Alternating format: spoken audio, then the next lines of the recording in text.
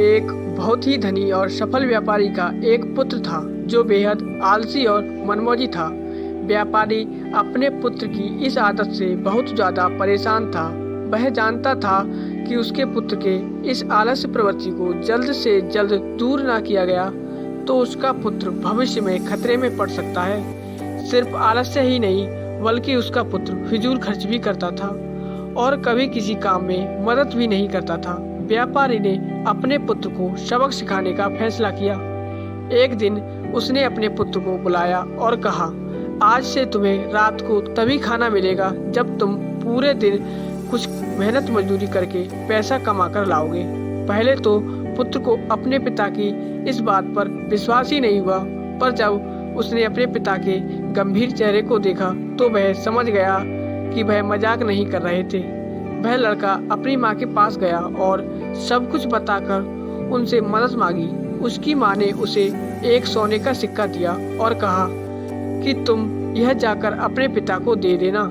रात को भोजन के समय जब पिता ने पुत्र से पहले दिन की कमाई के बारे में पूछा तो पुत्र ने फटाफट सोने का सिक्का दिखाया जो कि उसकी माँ ने दिया था। सोने का सिक्का देखते ही उसके पिता समझ गए कि उस दिन लड़के ने कुछ नहीं कमाया।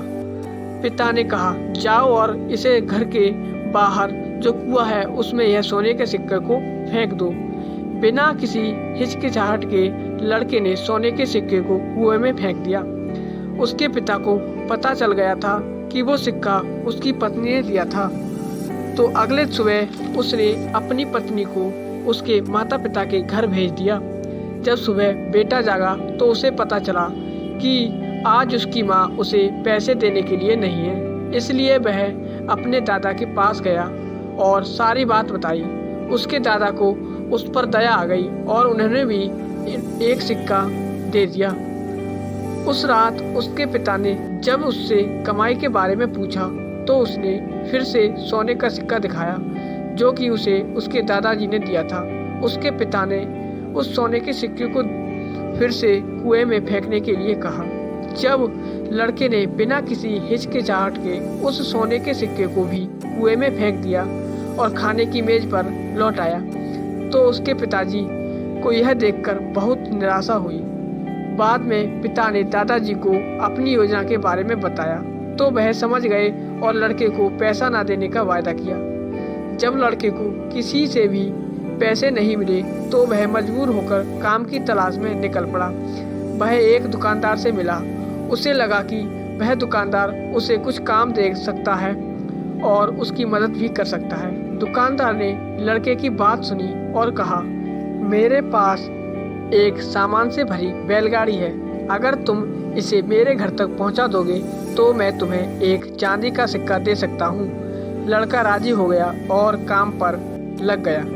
जब तक उसने बैलगाड़ी घर तक पहुंचाई तब तक वह बहुत थक चुका था और पसीने से तरबतर हो चुका था, लेकिन उसे स्वयं एक चांदी के सिक्के को कमाकर बहुत खुशी महसूस हो रही थी। अपने पिता को यह दिखाने के लिए वह तुरंत घर की ओर भागा और वह बड़े गर्व के साथ उसने वह चांदी का सिक्का अपने पिता को दिखाया। लेकिन उसके पिता ने उसे फिर से सिक्के को कुएं में फेंकने के लिए कहा, परंतु इस बार लड़के ने रोते हुए सिक्के को फेंकने से मना कर दिया और बोला, पिताजी, मेरा पूरा शरीर बुरी तरह से दर्द कर रहा है और आप मुझे सिक्का को कुएं में फेंकने के लिए कह रहे हो।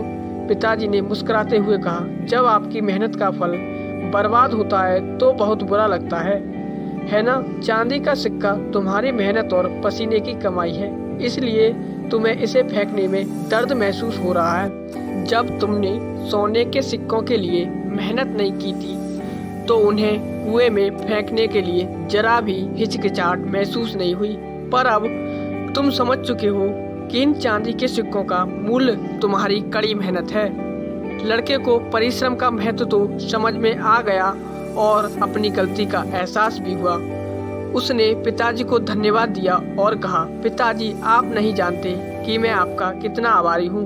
दोस्तों, हम भी अपने जीवन में कई बार दूसरों पर आस लगाए बैठे रहते हैं। हमें लगता है कि कोई और हमारे लिए कार्य कर देगा, लेकिन हम यह महसूस नहीं करते कि असल में वो सब करना हमारी जिम्मेदारी है। कभी कभी जिंदगी के सबसे अच्छे सबक सबसे कठिन परिस्थिति में मिलते हैं। कड़ी मेहनत का मूल्य केवल उसका फल पाने में नहीं है, बल्कि उसकी उपलब्धि का एहसास और खुशियाँ उससे कहीं ज़्यादा बेहतर हैं। दोस्तों, हमें यह भी सीखना चाहिए कि कभी भी जो चीज़ हमारे पास पहले से मौजूद है उसको कभी व्यर्थ नहीं करना चाहिए।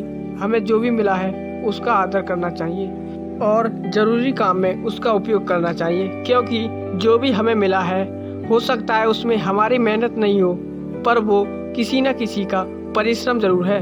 तो कभी भी किसी की कमाई व्यर्थ नहीं करनी चाहिए। दोस्तों, आशा करते हैं कि आपको यह वीडियो बहुत पसंद आई होगी।